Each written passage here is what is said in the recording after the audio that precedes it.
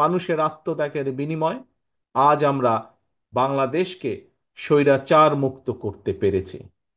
এই স্বৈরাচার, যার বিরুদ্ধে বাংলাদেশের দল মত নির্বিশেষে, শ্রেণী পেশা নির্বিশেষে প্রত্যেকটি মানুষ প্রতিরোধ গড়েছিল, প্রতিবাদ গড়ে তুলেছিল, সেই স্বৈরাচার এই বাংলাদেশের মাটি থেকে পালিয়ে যেতে বাধ্য হয়েছে।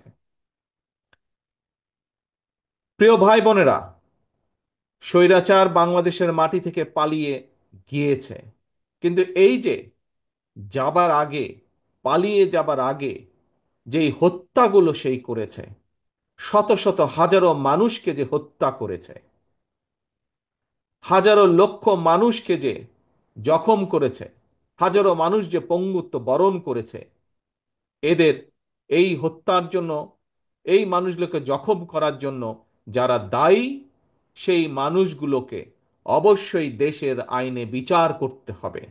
অবশ্যই এই মানুষগুলো, এই হত্যার জন্য যারা দায়ী, তাদেরকে বিচারের আওতায় আনতে হবে।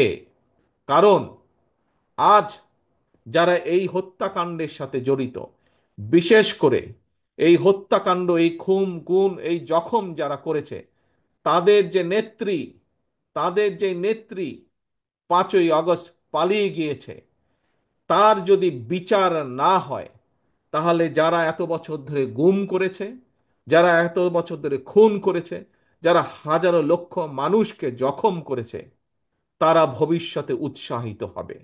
কাজে আসুন, আজকে আজকে আমাদের সকলকে ঐক্যবদ্ধ হয়ে, দল মত নির্বিশেষে, প্রতিটি গণতান্ত্রিক আমি প্রতিটি রাজনৈতিক কর্মী, গণতান্ত্রিক আমি প্রতিটি রাজনৈতিক দল, আজকে আমাদেরকে একটি জায়গায় ঐক্যবদ্ধ থাকতে হবে।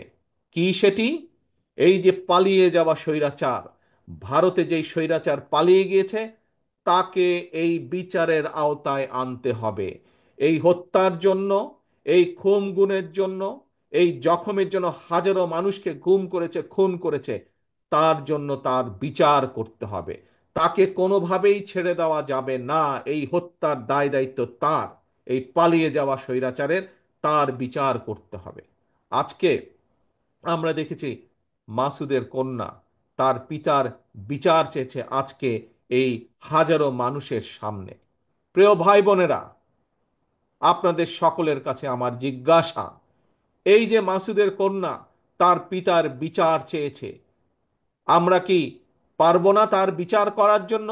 আমরা কি ঐক্যবদ্ধ হতে পারবো না মাসুদের হত্যার বিচারকে নিশ্চিত করার জন্য? হাজারো যারা মাসুদ, সারা বাংলাদেশে যারা গুম হয়েছে, খুন হয়েছে, হত্যার শিকার হয়েছে, সবার বিচার আমাদেরকে নিশ্চিত করতে হবে। আপনারা কি এই ব্যাপারে একমত সবাই? এই হত্যাকারীর বিচার করার জন্য একমত?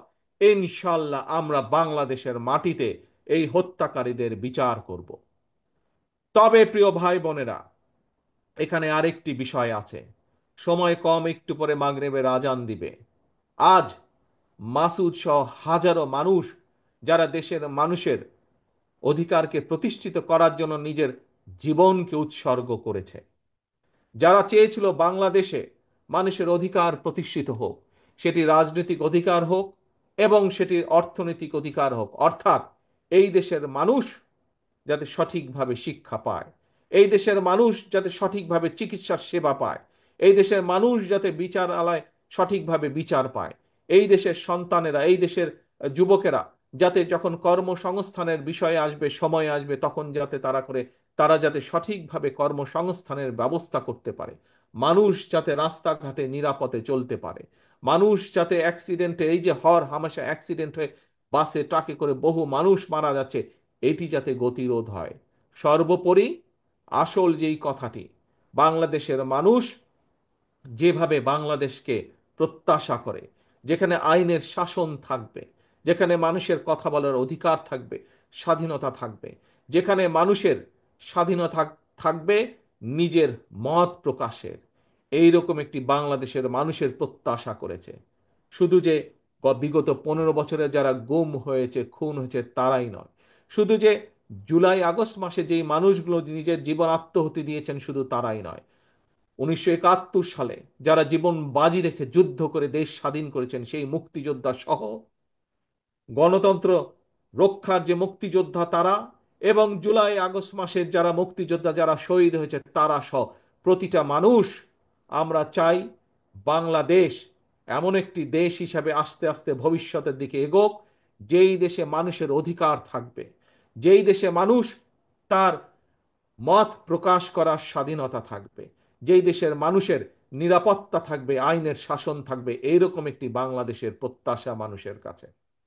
আসুন আজকে আমাদেরকে, যদি মাসুদ সহ হাজারো মানুষ যারা শহীদ হয়েছে তাদের আত্মার যদি মর্যাদা দিতে হয়, তাদের এই আত্মহুতির যদি মর্যাদা দিতে হয়, তাহলে এখন সময় এসেছে, সামনের দিকে আমাদেরকে বাংলাদেশকে গড়ে তুলতে হবে।